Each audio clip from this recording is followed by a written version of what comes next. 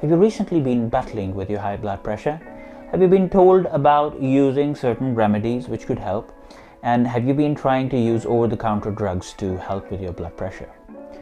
What about some tips that you've been given to use home-cooked recipes which might help with your blood pressure?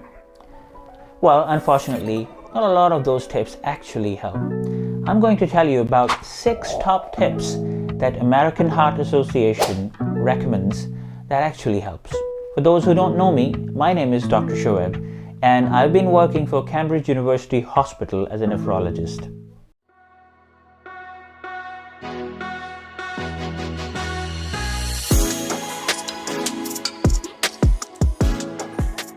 Before we proceed further, please do not forget to press that subscribe red big button down there and that bell icon as well, so that you remain updated with most of my videos like these.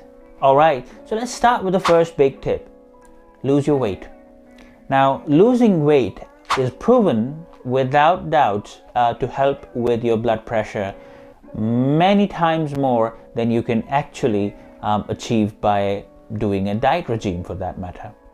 Losing weight is actually going to be one of the best ways you could control your blood pressure. And it's usually a combination between how you lose your weight by exercising and a combination of some kind of a diet that you use. I'm coming to exercise, it's one of the points down the line. Tip number 2, read your labels.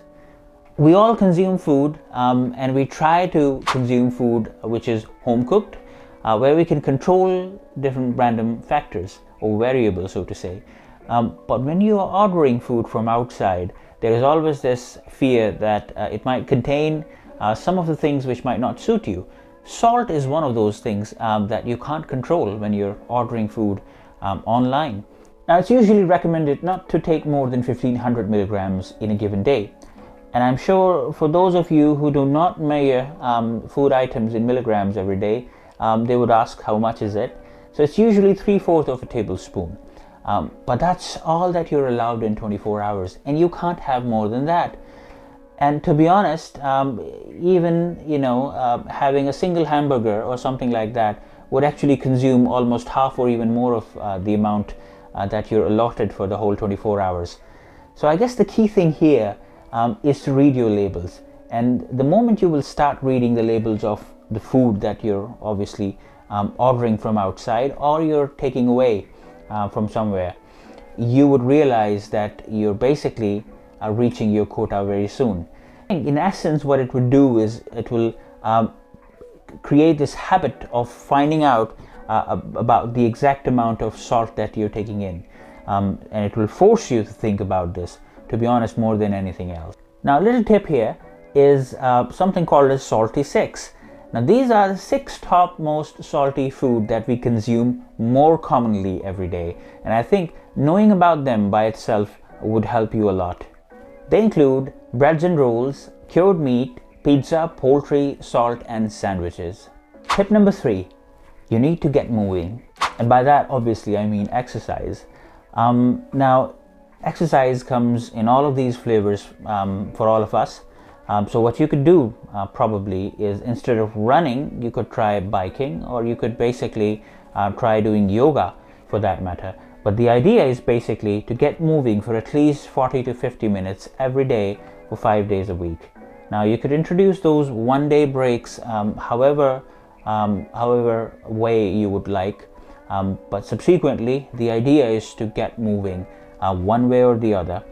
Now, what you can do is probably you can divide those 50 minutes in a given day into 2 or 3 sessions of 20-30 minutes high intensity workout each.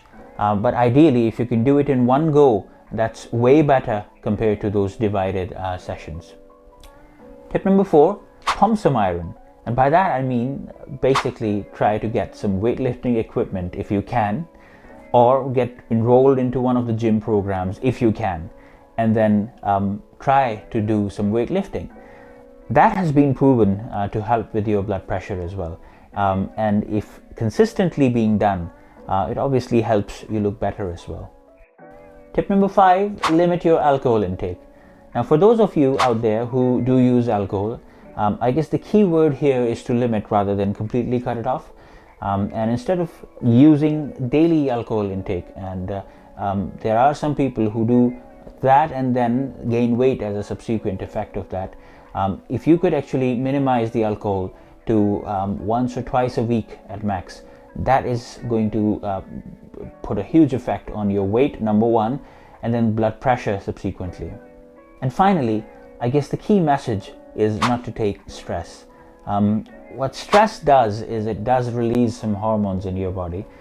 They are called catecholamines, and those hormones by themselves can increase your blood pressure by a pretty good amount. So avoiding stress and trying stress relieving exercises like meditation and like yoga for that matter, that is going to affect your blood pressure in a huge way.